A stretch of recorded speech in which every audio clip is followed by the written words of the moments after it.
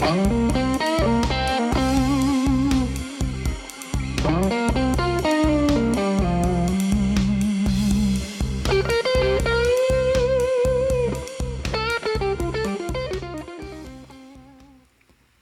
my name is Job Jude of MIE Music, which stands for Music is Everything.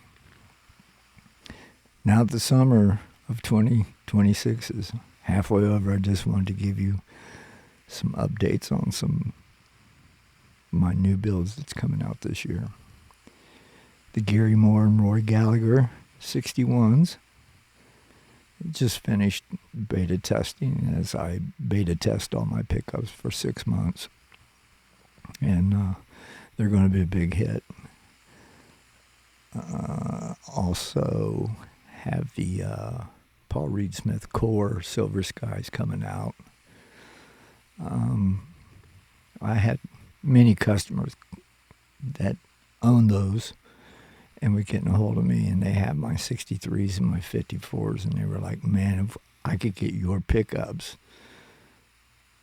into my guitar that I love so much, and I've played them. They're without a doubt the best American-made guitar. They're solid. The pickups are good. They're just not great, not to me, and to a lot of my players, especially Fender players. I don't have the answer for that because Paul Reed Smith, I've seen his interviews where he has a machine and software that they're supposed to be able to replicate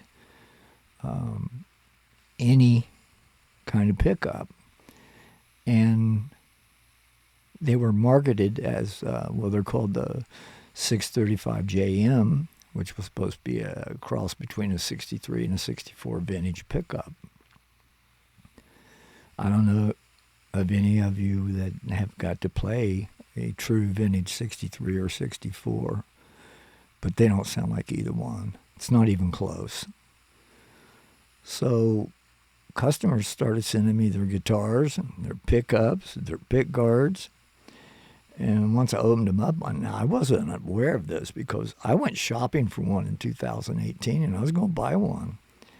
And I played 4 or 5 of them, and I asked the sales rep, I'm like, you got another model? Is this it? No, this is it, man. Selling fast as we can get them in. I'm like, I'm going to have to pass. I was disappointed, real disappointed. They were good, but not $2,700 good. Years later, they came out with the SE, and is there a $2,000 difference in the guitar? I don't think so. I think I'd take an SE and upgrade it. And really, all they've done with the Core is they made them to where you can't change the pickup. They're straight on both sides. And regular pickups will not fit these. So these have got to be specially cut. And that's too bad. And I make mine to 63 specs and 54 specs. And I have demos on YouTube, and you can listen to them. And those are pure stock of what I make without any of the mods. And I'm actually adding 3 mods that you can put on them also. A mid scoop if you want it on one of them, and a treble bleed, which a lot of Paul Reed Smiths have treble bleed, so guys are used to those, and then a blend knob if you want to add your bridge to your neck pickup, and then in position 4 we'll play all 3 pickups, so that's kind of a nice mod. But the demos that you hear on YouTube are pure stock. There's no mods. Myself, if I owned one, I think I would just get me a Dremel and trim it out just a little bit so I could put regular pickups in them if I was going to make a change. If you like what you got, keep playing them. And I don't understand all the hatred between the different brands of guitars, because I love whatever's in my hands at the time, so I'm not picky like that.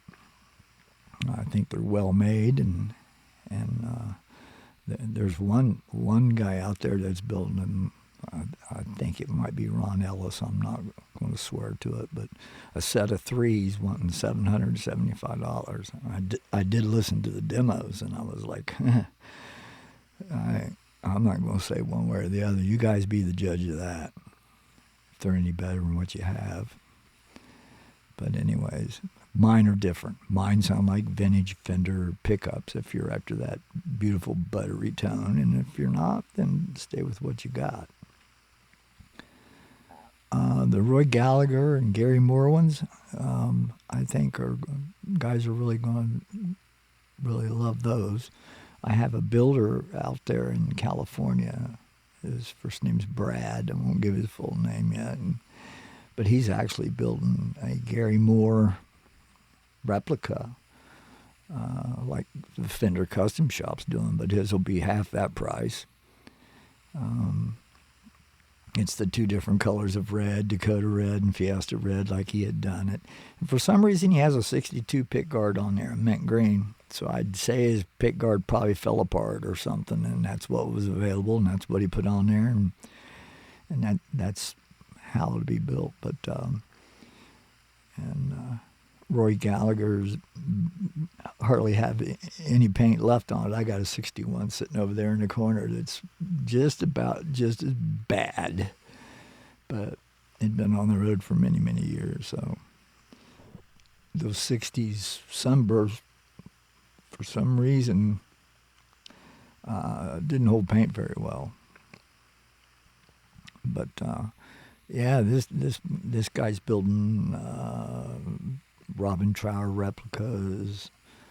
I'm trying to think who he's doing, but they're really good, and like he's doing 56s of Trowers, his 59s. I think he's doing a Jimi Hendrix one, and so pickup sales were weird last year. Everything was great until the government shut down come October, and then everybody started having to buy American products because they couldn't get the stuff overseas because of the price and everything else. And man, it like quadrupled the price of everything. 5-way switches went from $13 to $30. Pots went to $10. I mean, everything got high. Wire doubled. It's just like, I understand they're trying to bring American jobs back as our politicians from both sides put their head in the sand and allow all these jobs to leave our country. It may not matter much to you right now, but to you younger people, you'll appreciate it if those jobs come back someday. And it's going to take years for that to happen. It's not going to happen overnight. But we got to start looking after ourselves to take care of ourselves over here. And anyways, my 63s and 54s are my two biggest sellers. You should be able to get whatever you want out of either set. 59s are right behind that. 57, 62s, those are all my pre-CBS, and then there'll be the new 61s, which I think the ad will probably be 60, 62. And you'll be able to buy them off of that. They will... they're not going to be quite as strong as the 63s, but we'll get you in that vein and a little stronger than the 59. So it's in between the 59s and the 63s. So a lot of people really like them. I've enjoyed them. And, for me, it takes like 2 weeks to reverse engineer a pickup.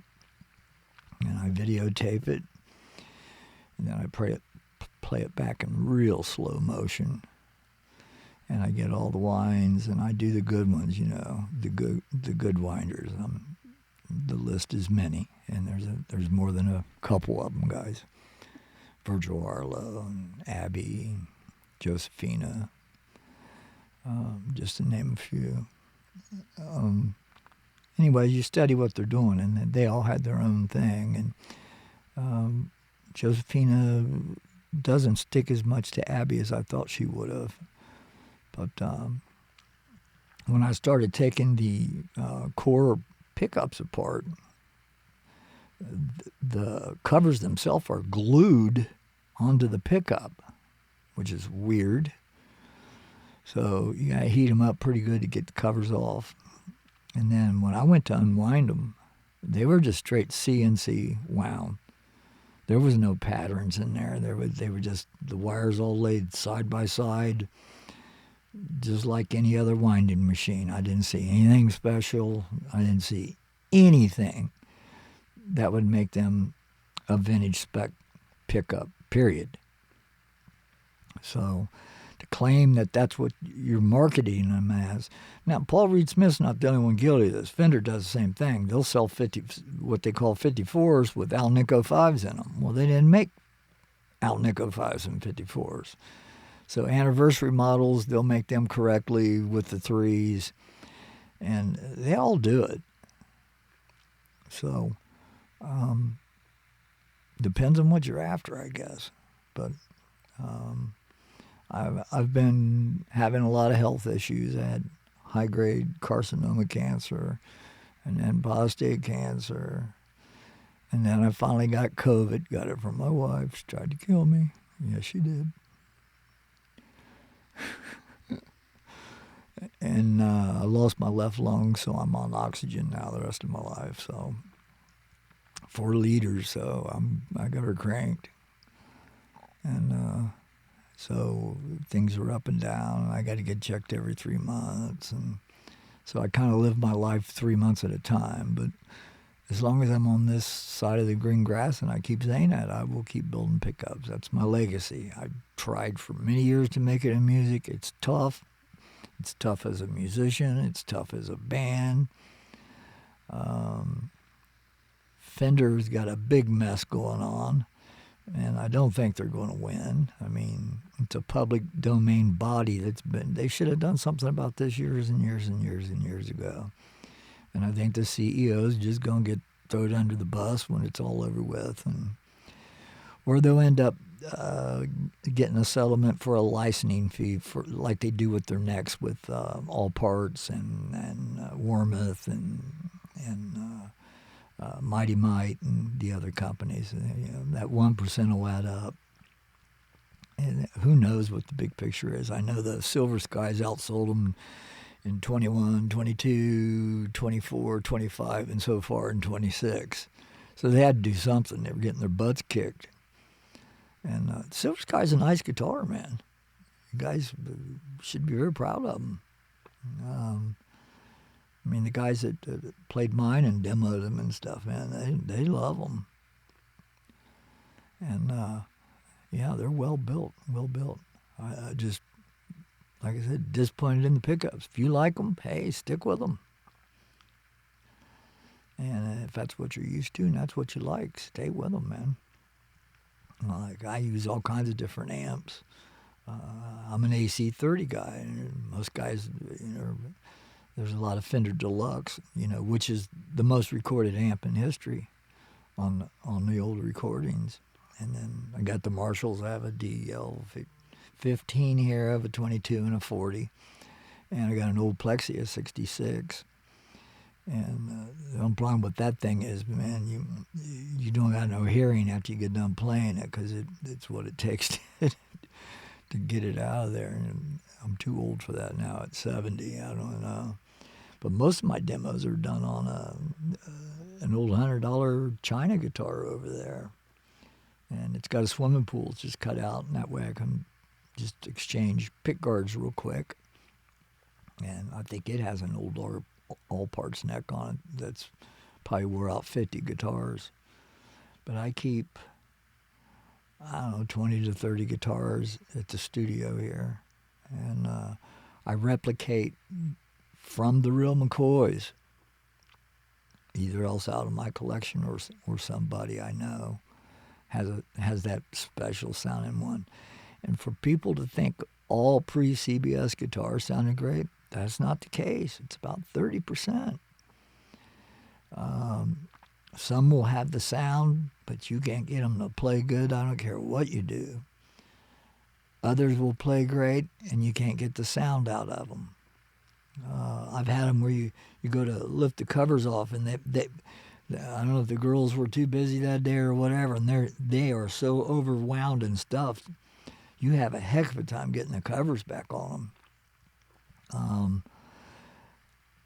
So the vintage winding, the counters back then was just done with a rubber band. So today you can get more accurate. Today's magnets are much, much better made. It's all computerized. The ingredients is put in exactly on the money every time, and you get a consistency every time. The wire is much better. The winding wire is much better. The same thing. Everybody goes crazy over that old '59 Gibson Les Paul, and they're down just like the Fenders. It's about 30%. 30% got that mojo, and those are the ones you want. But not all of them have it. And there's guys out there dropping $200,000-$300,000 on guitars that don't sound very good, or don't play very good, or both. But it's still 59, and it's going to be valuable. The 54s, I owned a 54, a sophomore in high school, the serial number 151, because we had 151 rum back then, so I never forgot that number. But it had a big U-neck. It was huge. So it was just not fun to play. But I never forgot the tone. And so when I started building my 54s, I was like, man, I got to get that tone back. 57 62s was my first ones I was building, because Fender came out with them, and actually they were sold in individual boxes back then. And they were wound with plain enamel. They weren't true 57 62s because they didn't start using plain enamel until 64. So they didn't even use the right wire, speaking of marketing, until 1998 when they finally went to Formvar. Then you went, oh, they're onto something. And then a lot of people wonder why the middle pickup isn't reverse wound, reverse polarity. Well, you have to remember back, the originals were all three ways. We didn't have a five-way switch. Guys guys like Hendrix and stuff found a way to get it in between. And some of them would even notch their pickguard a little bit so they could make it stay in that spot. And it was like 75 they started doing the five ways, and I think by 77 or 78 that was standard. Most of them use Fender's new ones are polywire, unless it's a special edition guitar of some kind. But Fender's got themselves in a mess right now, and it's too bad. But for all you guys that's playing them old Fenders and stuff, man, and you Paul Reed Smith players, man, I'll hook you up, make your guitar sound good. And I just want you all to love music, enjoy it, teach a kid, get them an instrument, keep them out of trouble, and be an inspiration to them and help them out. And all I want to say is peace out.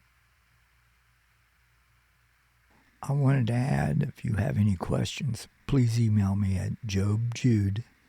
That's one word, jobjude, JOBEJUDE, at miemusic.com. I also do rewinds in the summer. I'm just too busy after that. But you can still ask, and if I got the time, I'll do it. But as a general rule, I do the rewinds and repairs in the summer. I do the vintage ones, 54 through 70, and the 82 early APRIs, red bottom, white tops. the JV version, made in Japan. They have gray bottoms, but you can order them in any. I'll make them any color you want. I sell most of my pickups on my website, www.miemusic.com. And it's free shipping to the lower 48, so it don't cost you nothing for shipping. Repeat customers or returning customers, they get a 10% discount. And half my business is returning customers. I have a lot of returning customers. 50% of my business is returning customers. And trust me, when you're competing against the big boys and you have no marketing money behind you, it's great. You can't believe how good it makes me feel. And the reviews, if you get on Reverb or eBay, is unbelievable. Some of these guys really put a lot of thought into it. And the personal messages they send are beautiful. But Reverb, I also do just like my website. It's lower 48 deliveries only, because they've hosed me a couple times real good on international shipping. And they usually, they've made it right. But today with AI, it's hard to get anything straightened out. So to get to a human's almost impossible. But eBay, I sell to, they sell well on eBay. The problem with eBay is they only give you 1 minute for your videos, or 150 megabytes. Some songs that you might not get 30 seconds. And I've been begging them to go to 2 minutes, but I haven't gotten them there yet. I'm still working them. But in Reverb, you can play your whole demo, so that's great. But my website has complete demos also. But I'd rather sell off my website if I can. And, so eBay I use for international shipping only also. They're the only ones I do international shipping through. And the tax laws are always changing, the VAT rates and whatever's going on with these different taxes, they're on top of it. So I don't have to worry about having thousands of papers, because I sell all over the world. I mean, I got guys in Norwalk and Sweden and Australia and Japan and Korea. And so eBay does an excellent job, and I've never had one issue with international shipping. And so read the reviews. They're on there. They're real, man. That ain't whatever. And then also you can read up on me on Gronk, the free version even, and just put in my name and my music and pre-CBS or whatever. Man, they got me ranked above all these bad boys. So I do the real deal, and I wanted to keep it at a low cost, because I know when I was building guitars and I was real sick, and I went to buy pickups, and I was like, $500 a set. I'm like, who can afford this? I got 10 guitars here. I wanted to leave behind to people, and I was like, that's $5,000, man, worth of pickups. So I said, I'm gonna really dig into learning. And I love the 57, 62, especially after in '98 when they went to Form Bar. They really captured the vintage tone. That is a well-made Fender pickup. I'm not gonna knock them at all. They were just lacking that reverse wound, reverse middle pickup, and that was my thing. I said, let me improve that part, and I would be happy with that pickup. And so that was the main goal. And then a good friend of mine, Don Day, local guy, does a lot of my demos. He just says, dude, you got to market these. You're going to make a killing. And I said, to me, music has never been about the money. And they always say, hey, if you say it's never about the money, it's always about the money. got to make a living. You can't give it away. And I was trying to keep my prices under $300 for a loaded pick guard and $200 for a set. And the prices just kept going crazy. And so now 3 pickups are $230. Loaded pick guards $320. I mean, that's not bad for 5 years, only going up, $20, $30. So did the best I could with it. Now the Paul Reed Smith ones, don't just get in there and butcher your guitar up. If you don't know what you're doing, don't do it. Have somebody trim it right. Because there's nothing more heartbreaking to open a pre-CBS body, get that pick guard off, and somebody went there to put a humbucker in. It looks like they took a hammer and a chisel to it, and they took a $10,000 body. And I mean, you can get $10,000 out of any pre-CBS body and made it worthless. You might get $200 out of it if you're lucky. If you find somebody that wants one with a humbucker in it. But once I got to COVID, I could no longer paint, so my wife got rid of all my painting stuff. And I really miss building guitars. If I build them now, unless I get a really good deal on an old nitro body, or, they've even made the made in Mexico bodies $400 now through Fender. I mean, that's crazy. It's a poly body, not the end of the world. You can still, and I have a guy that custom builds necks for me. And I finally went to stainless steel, which I had never used before because I heard all the negative stuff about it. But I really like them. I'm surprised, because usually when I catch enough of that other stuff, I'm like, can you hear it differently acoustically when you're playing it? Yeah, a little bit. But when you're playing, you can't tell it and you can't hear it. And you're putting on a fret that's going to last you forever, especially if you like doing capo stuff like I like to do. Wish I could put them on my old acoustics, man. And probably could get it done, but I don't want to tackle another job. It's hard enough just staying on top of the pickups and keeping parts and inventory, because it's been tough. I mean, the Fender 5-ways, if they're USA, I use them. If they're coming from Taiwan, I don't even mess with them anymore, because they work, but they click and they pop. And I use the good ones, the one with the spring on them. I don't put no junk. I mean, you're getting top quality CTS parts and pots. So I use the very best parts you can put in there. They should last you years. If anything, maybe get in there and spray them or something if a pot gets dirty or clicky. But my builds should last you forever, and those pickups hopefully never go out. Hopefully they outlive you. Hopefully it's an instrument you get to pass down.